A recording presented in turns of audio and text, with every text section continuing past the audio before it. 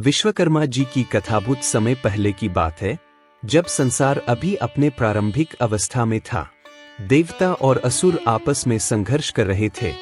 देवताओं को अपनी सुरक्षा के लिए कुछ ऐसे शस्त्र और वाहन चाहिए थे जो अजेय हो और युद्ध में उन्हें विजय दिला सके। इस समस्या का समाधान केवल एक ही था, दिव्य शिल्पी विश्वकर्मा। विश्वकर्मा जी देवताओं के मुख्य शिल्पकार थे और उनके पास ऐसी कुशलता थी कि वे किसी भी वस्तु को स्वर्ण, चांदी और अन्य दिव्य पदार्थों से गढ़ सकते थे। देवताओं ने विश्वकर्मा जी से मदद मांगी। वे तुरंत अपनी दिव्य शिल्पशाला में चले गए, जहां उन्होंने सबसे पहले इंद्र के लिए वज्र का निर्माण किया। यह वही वज्र था जिससे इंद्र ने असुरों पर विजय पाई थी। विश्वकर्मा जी ने अग्नि के लिए अग्निरथ, विष्णु के लिए सुदर्शन चक्र और कुबेर के लिए सोने का महल भी तैयार किया।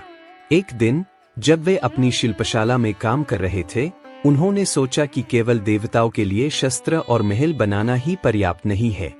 उन्होंने एक दिव्य नगरी का निर्माण करने का निश्चय किया।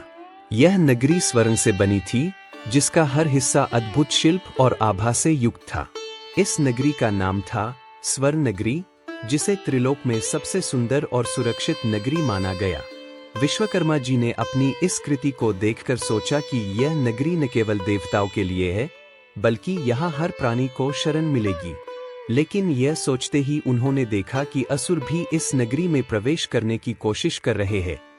देवताओं को इसकी सूचना मिली और उन्होंने विश्वकर्मा जी से अनुरोध किया कि इस नगरी को केवल देवताओं के लिए सुरक्षित बनाया जाए। तब विश्वकर्मा जी ने अपनी अद्वितीय कुशलता से नगरी के चारों ओर एक दिव्य ऊर्जा का कवच तैयार किया, जिससे केवल सत्य और धर्म के मार्ग पर चलने वाले ही उसमें प्रवेश कर सकते थे। इस प्रकार विश्वकर्मा जी ने न केवल देवताओं को अजेय शस्त्र और सुंदर महल प्रदान किए, बल्कि उन्होंने त्रिलोक में धर्म और न्याय का प्रतीक भी स्थापित किया। उनके शिल्प और उनकी बुद्धिमत्ता की चर्चा पूरे ब्रह्मांड में होने लगी। यही कारण है कि हर वर्ष विश्वकर्मा जयंती पर उन्हें सम्मानपूर्वक याद किया जाता है।